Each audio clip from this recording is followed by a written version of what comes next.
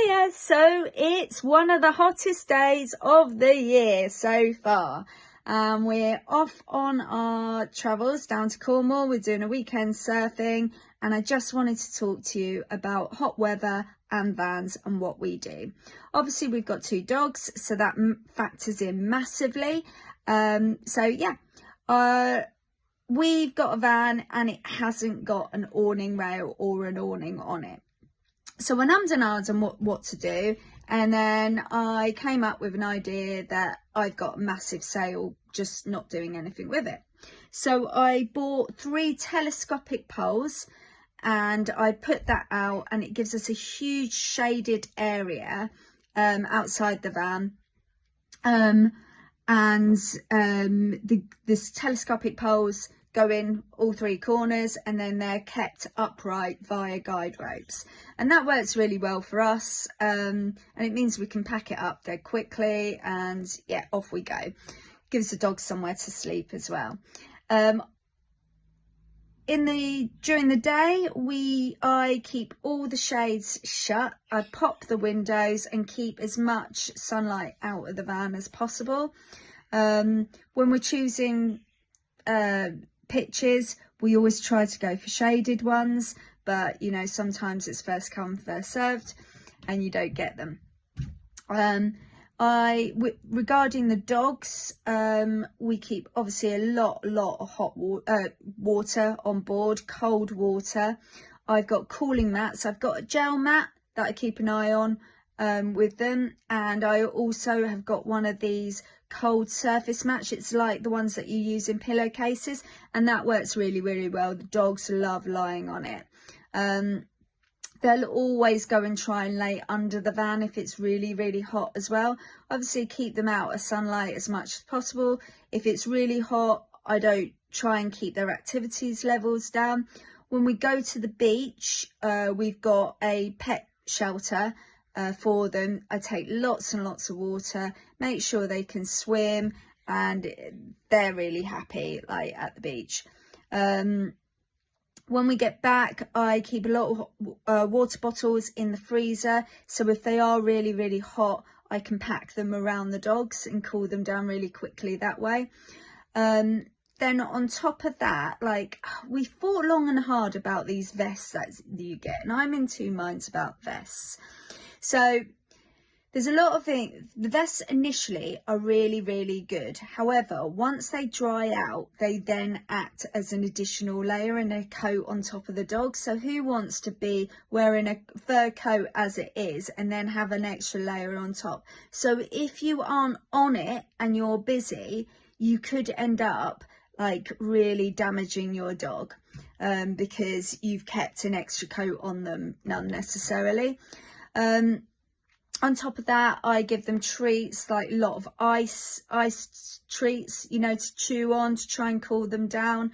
And yeah, I just keep them to the bare minimum. Now the van itself, how do we cool that down? We haven't got an aircon unit. Every year, every forum, everyone's talking about aircon units.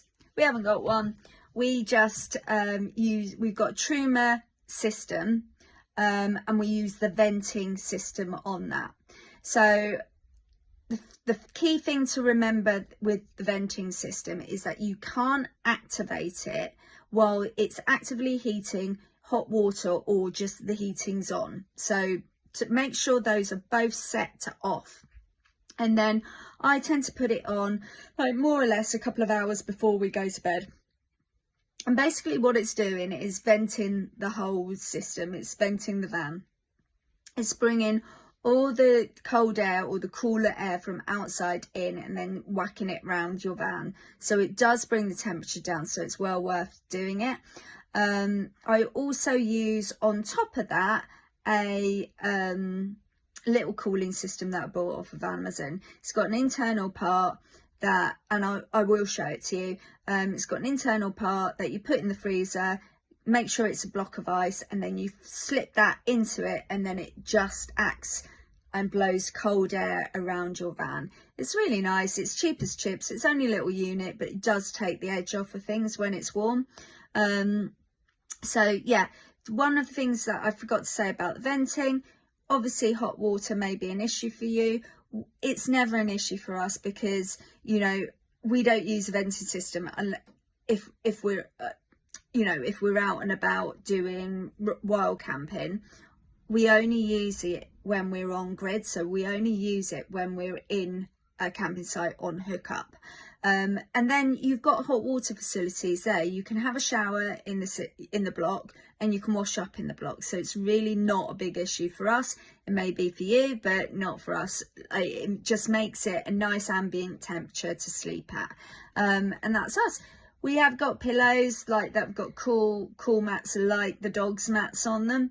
It's just extra little things that help you get you through the day. But yeah, very much common sense led. Thanks for listening, and I'll speak to you later.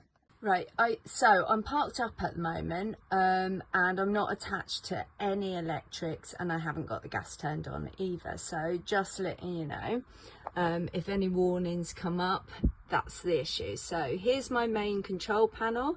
So what I'm going to do is I'm going to press that to activate it.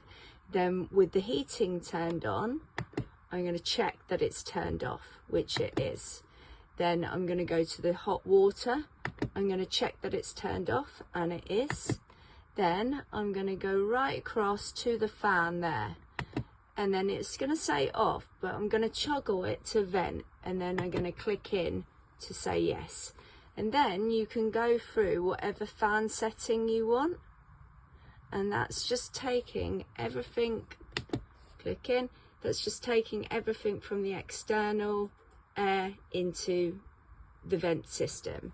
And you can see it's venting with this circular symbol up here, and then you'll hear it click in.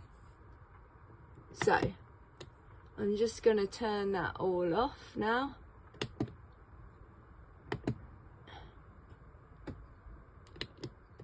That's it, and it's all off.